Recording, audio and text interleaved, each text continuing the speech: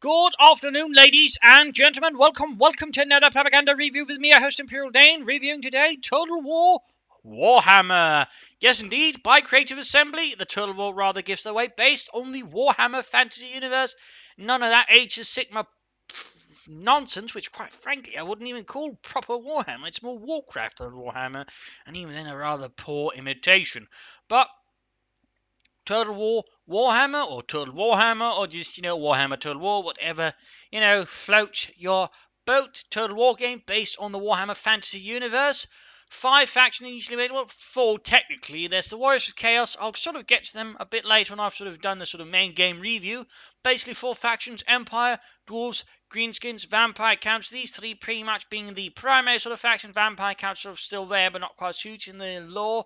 Warriors of Chaos is, but they're DLC. And again, I'll get to sort of if that's actually good, rubbish, or kind of a rip-off. So again, 3 factions, each with a several series of faction leaders, which gives slight bonuses essentially to the faction that they can later on be added, since you can basically hire another one. So not even that, it sort of stands out a bit more compared to previous Total War games, where there might be sub-factions to the real things, but here it's more like, sub-lords that sort of run your faction. The overall 3 factions then further have the differences between them, which is a bit more unique. They're not just a slight unit difference, slight building differences. It's more all larger differences in what they're capable of doing and capable of holding, for that matter. Difficulty, there's also some, I think, slight changes, actually big changes in one particular bit. While on sort of the map wise, it's not big. Battle wise, there seems to have been a new addition, which is basically they actually nerf your units as well. I don't like that one. I mean, at least from my understanding, they didn't do that previously in the Total War games. So this was more difficulty. Your units get nerfed. They would generally only buff the enemy units, but now yours get nerfed as well. I kind of find that a bit over the top, and rather ends up ruining some of the units, in particular some already a bit even on normal difficulty. Not quite there. So that's sort of, how should we say, one of these sort of more odd decisions I find in the game, if you will. I mean, there are several sort of decisions made by Creative Assembly which I do have to say strike me as a bit peculiar. But sort of, taking a look here again, we have sort of the entire old world as is. Of course, the Elven lands here in theory, the islands of the High Elves there, Dark Elves up there, sort of quite there. And you also got this big spot here, this huge forest there between the mountains and what is basically sort of the Bretonnian Knights, which are not playable except in multiplayer, and they will most likely be made a free faction later down the road. But basically right here, for example, you can imagine that's where the Wild Elves will appear, and down here there's some Skaven eventually bound to appear, those ratty rat people. And down here you got the Tomb Lords and so on, and there's probably going to be some beastmen about here. I mean, essentially they got a big plan where they can basically throw in a lot of content, DLC, and so on as well. In terms of sort of overall design, it's a bit more simplified compared to previous games. There's not quite so much to manage economically. You'll generally, for example, only find there'll be like 1 or 2 buildings that sort of really have an effect in some provinces with more specific resources. I mean, there won't even be a choice. It'll just overlap with whatever economic building there is. So it does kind of undercut sort of the economic game. In fact, the game is overall a lot more focused on one thing: aggression. You're really supposed to be a lot more aggressive in Warhammer Total War compared to any other game. And sort of, they sort of always sort of want you to be more aggressive, not just sitting back with a nice economy. They want you to raid, sack, and loot. And while they haven't, made, raiding any bloody worth it, sacking and looting has sort of been made more worth it. In fact, some factions gain nice bonuses to it. The Orcs, for example, which down here do. Dwarves sort of benefit more from a regular economy, but again, that's where sort of the differences. The Empire's the one sort of here with sort of offices, though. I mean, there's not really much of a benefit except for treasurers and a bit others there, but still, some things there. Also, what's important to note is Dwarven, for example, have the holes. Empire can't touch those. By the way, they can raid them, they can burn them down, but they can't occupy them. Similarly, Dwarves, for example, can't do anything without human time, specific burning, raiding. Similarly, with vampires, they sort of fall into the human realm. Orcs also fall into the Dwarven hold. So there's some conflicts there, essentially, more laying up against you, raiding, looting, not just sort of slowly advancing a creeping empire. So in that sense, they sort of tried to move away from that, just the uber empire, sort of tried to focus a bit more in there and sort of make things a bit more sort of, make sense within each faction. It does lead to some interesting things overall. It does, I think, focus the game and kind of makes up, I suppose, for some of the streamlining. Also, what's been improved upon is diplomacy, where previously it was sort of like, yeah, it's the overall is a bit more to work with. In the start, it can be a bit of a bastard for some of the Empire. If you're the Dwarves, it tends to be a lot easier. Orcs, it's a bit here and there. But overall, it does kind of make a bit more sense now. It is a bit more functional. Overall, the AI can be more cooperative if you sort of gift it or work with it. So there might actually be alliances sort of more willingly made, for example. Plus, there's a new interesting option which is called the Confederation option, which basically means the faction actually merges with you. You get some penalties for a few turns, but they actually merge. So that's also another option that only works with sort of your racial factions. Empire with other imperial factions. Vampires, I think, with other vampires. Orcs with orcs. Dwarves with dwarves. So that does, add a bit more to the game in that sense as well. Other factions, of course, can be made vassals. And again, in some cases, I've even had them offered to be my vassals. I've never had that happen before in the previous Total War games. But here, they actually offered to be my vassals. That's absolutely out of this world. So there has been made, steps forwards in the diplomatic realm. But again, I will have to say the whole really aggressive, neat play for that actually came back to me because the previous one's not. I felt really sort of rewarded that, just worked away there a bit more steady, solid play. But now I'm being pushed towards it. It took me some time to get used to it. Ultimately, initially, again, it was really rough because, again, on top of the nerfs, it really made me unsure of what the devil was going on there. It was kind of like, how am I supposed to play this creative assembly? And then I sort of read about it a bit and said, all right, aggressive, rage, sack, loot, all right. It kind of works better now. I'm actually enjoying this a lot more, strangely enough, as well. So again, while there's not a lot of sort of more things you have to sort of micromanagement in a sense, on the other hand, they do have sort of elements, again, just don't bloat out. In fact, as you add more armies, this is basically where they sort of add in the upkeep. So rather than corruption, it's army upkeep, which then sort of balloons out, if you will, as you sort of have to manage more armies. In that sense, corruption and waste appears. Possibly, and also a commentary on the American war machine. Possibly not, probably not actually, but there you go. In terms of unit design, it's also alright there. The Empire, kind of feels like weaker dwarves, except with cavalry. They got crossbowmen, they got handgunners, some other units here, but overall, they're sort of aim. Particularly again, when they nerf them, they sort of become even more. Yeah, and I'm sort of unsure, what purpose do this serve a bit there? So, I don't know. They're balance-wise, again, they need to look into that. Also, some of the units are just complete rubbish. Pistoliers are just... Why did they even add them in the first place if they're just going to make them rubbish? And crossbows, for some reason, are like, better than handguns. Despite, in some sense, they're kind of sort of the same. And ultimately, down the road, you'll just want handgunners because they can pierce through armor. And there's going to be so many armored units. It's... Again, balance-wise, it needs work. It's not rubbish, but it needs work. And there's also some oddities about cavalry. Now you need to charge like several times for some bizarre reason. And flanking also feel is generally less rewarded here than it was in previous games. So that's also a bit awkward there. That's a bit awkward. Also note the reason I'm not recording battles and all that is because when I'm trying them out is it's a bit bloody hot right at the moment. So just trying to give my computer a bit of rest here. Been a long day and so on. But overall, it's, again, more aggressive also in the battles. You have to sort of use your ranged units differently. They're not really sort of good at, killer volleys as they were previously, which, I kind of miss. Handgunners, sort of need to operate them differently, sort of just target down one unit at a time, while infantry sort of keeps it occupied. It changed a bit the flow of the game. I do feel overall, in a sense, melee units... they're overall less potent. Elite units, some are more strong, but I know it just kind of means, for example, there's not really much of a difference between, for example, swordsmen and spearmen when they don't really do that much differently in actual combat. So in that sense, again, balance-wise, they need to sort of work things out. So it's not without its kinks. So overall, for example, I find myself enjoying Dwarven combat more properly because, at least they have some punch compared to, for example, the Empire infantry. So, there's some things. Overall, I've actually been enjoying it once I got the hang of it. Dwarves are fun, really fun, actually. Orcs are fun. Empire, sort of ish fun, but have some problems again. They need probably some rebalancing here and there, but again, once you get going, they are also kind of fun.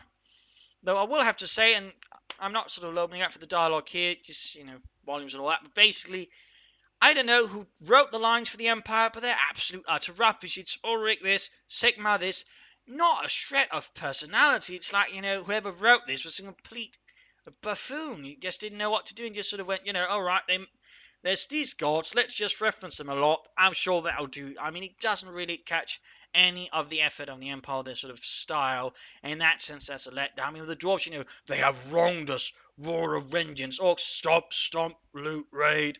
Again, works nicely. And the Empire, all of a sudden, they're sort of like the most generic good guys ever. And the Empire is kind of like the Imperium of Man, Warhammer 40k. They're the ones you count on as theoretical good guys, but ultimately they're not that nice. If you're witch, heretic, or so on, they're going to, burn you at the stake and so on there. So again, they're sort of Germanic, Holy Roman Empire, not that nice sort of chaps anyways, but, the ones you want to count on when chaos sorts of, kicking down your door. Vampire counts, I haven't played them so much here, but I've heard they're sort of quite fun as well once you get the hang of the playstyle. Again, that's why the thing, again, they have so much more different playstyles. It does take a bit to get used to, but again, once you get into them, they're kind of fun. So there's a lot there going on. And overall, again, I'm rather enjoying that time. Again, it does take some acclimatation from the old Total War games, but again, I'm actually having fun there. So again, thumbs up to Creative Assembly there. Thumbs up. The late game also has a bit different run. Again, it has sort of that Total War Tiller, Medieval 2, all of a sudden, big horde appears. Chaos in this case. And in fact, here, they even have to kind of ally with some of the more civilized factions to strike back at them. Unite against evil. Great stuff. The problem is, chaos tends to be, not quite impressive. There's sort of like a half hordes, then two big hordes that might reappear, might not. It seems a bit random. And then that's it. The AI overall here, again, we sort of see the bigger issues with the AI. While they've sort of made some work in the battles on the strategic map, one of the bigger issues with the AI, it's not really good at coordinating or creating a bigger picture, which means, it'll easily divide its troops up, and you can just isolate them, deal with them quite nicely. Plus, again, most of the other hordes are just small, so they're not really much of a problem. So in that sense, the overall chaos threat ends up lacking a bit of punch, in particular because, and again, I'll sort of get into that chaos, but there's some rather big elements of chaos actually missing. But again, in the Chaos Warriors bit there, I'll sort of further on, because again, there's a special case, considering how much, they sort of focused on it, stood onto it, and so on there. There's some serious discussion that needs to be made. Some serious discussion I do think that needs to be made. Also, there's magic. Overall, though, it's there, but I know the problem is the game sort of requires more management because of doing more active elements. So magic sort of ends up being half the time I just ended up using it because I have to sort of then manage more stuff in it rather than just be, already focusing infantry, already focusing range units, focusing attention on cavalry and artillery. So the magic as well sort of, and half the time it doesn't even have much of an impact. So it's a bit, I'm not really sure what to make of the magic system. It's a nice addition in theory, it's just practically I don't find myself using it so much because it's just such a bastard with limited additions. So again, I'm not really sure what to make of it in the end. But it's there. It's there. And again, Chaos Wargaming again. It could be better. It could be better. Again, the game's so well, so hopefully they will improve it. But it does need to be improved upon there, I think. But again, overall, liking the game, liking a lot of it, really fun. You have handgunners, cannons, steam tanks. That again, actually, I haven't had much chance in most cases to get to the late game units because it takes so many resources to get there. So, but again, some nice additions. And again, they have rather make, again, for example, orcs stand out, so feel really orky. Dwarfs are dwarfy. And again, the orcs, for example, have the fun war mechanic, which gives you a free AI army to actually order around there. So again, fun elements. And again, they rather think, to the most part, manage to sort of capture the elements of the factions. So again, Empire's just sort of a bit generic. They could have done more, I think, sort of make them stand out. There's a lot of places where, again, they easily could have. They got a lot of Empire Knights, but no specific Knight Orders. They have the buildings for them, but they couldn't even be asked, to just slightly reskin some of the Knights, give them slightly different stats, and that could have been it. So, it does feel like there's some odd prioritizations going on. I mean, at times, again, the battle difficulties, and just a lot of stuff there which then don't really follow up through. And that, I suppose, brings us to Chaos. All the way up here, you'll be starting as Chaos. In fact, let's just pop back there to have a look at them. Chaos. Warriors. Archeon. The Chosen, and the Ever-Chosen, specifically his name. Get some nasty stuff there. You actually get 3 lords. Korlik Sun Eater, who's a Dragon Ogre Shoggoth. Prince Sickroll, that magnificent, and of course Archeon, the Ever-Chosen. So what's so special about Chaos again? They really make a big deal about this. Pre-order bonus. They even sort of got a lot of shit for it. Slightly sort of went back on it. First week free, but the question is it worth it? And here's the thing. No, I don't think so. I do not think Chaos is worth it. I've heard some say, well, it gets better down the road, but that's the problem. You actually have to put in a ton of effort, which, unto that point, is not really fun, in part because, well, here's the thing. They have still added some of the odd bonuses, like, the AI can move its armies further, which means as the Chaos hordes, you'll very quickly spend a lot of your time running down after other enemies, because otherwise you just can't catch them. It rather leads to a lot of sort of odd situations. Plus, of course, you don't start with many hordes, just one. So it really starts out slow and absolutely obnoxiously. You don't really get into the whole chaos feel of things. To be honest, that's just sort of one of the things, really. Another thing is, it's chaos, but problem is, there's not really much of the actual chaos there. It's basically Attila the Hun with horns and mutants. The actual gods factor absolutely not into this. You got this favor which is showing currency, but there's no specific favor. There's no Kornet, Nurgle, Sinch, Slanesh. They get slight marks, but there's no real bigger effort from that. There's no units marked by them. There's no chosen of Korn or Slanesh, Sinch, Nurgle with specific more stats or anything like that. Again, they can just reskin them, just make them slightly stand out there. I mean, that's, for example, what Warhammer Mark of Chaos did. And that certainly did more in that sense department, really. And when you fail to a game that really wasn't a great success from several years ago, you might want to reconsider what you're doing. I mean, really, in that sense, I would describe Chaos here as a bit of a failure and partly a rip-off, because, again, they really made a big deal out of this, but at the same time, it rather, to me, appears they didn't put that much effort into it. They just didn't put that much effort into it. Again, it lacks a lot of sort of the essential chaos elements, not like the orcs can have wars, and sort of, fightiness, the dwarves with their grudges, the beards, the stubbornness, the technology, and all that, the empire with its knights, its cannons, and not quite a strong infantry, and all that.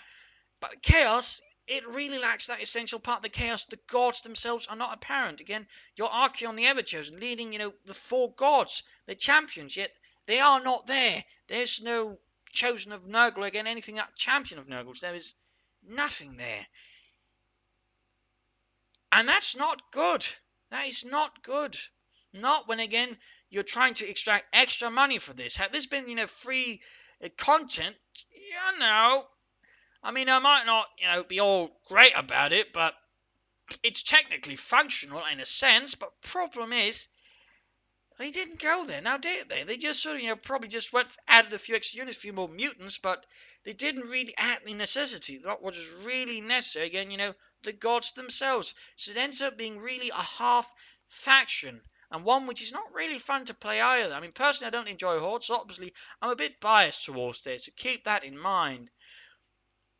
But, I don't feel like, a great conqueror from North. I do not feel like Archeon the Ever-Chosen here to bring about the bloody end times. I don't.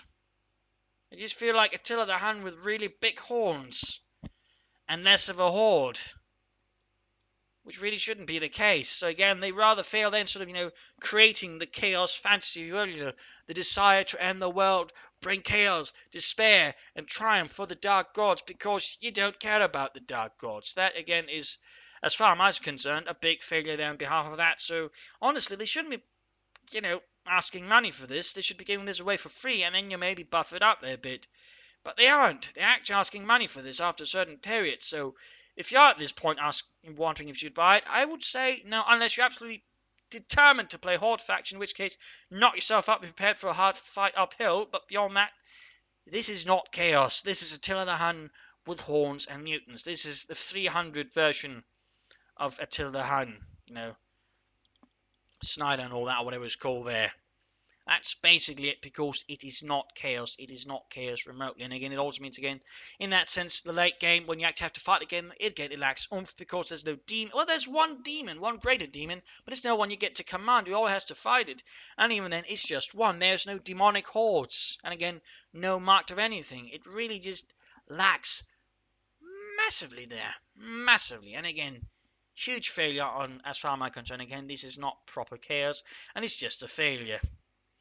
So again, while I like the game in many elements, again, the rest of the armies I think are pretty much fun once you get the hang of it. Again, play aggressively. I'll probably make a video just to further discuss that.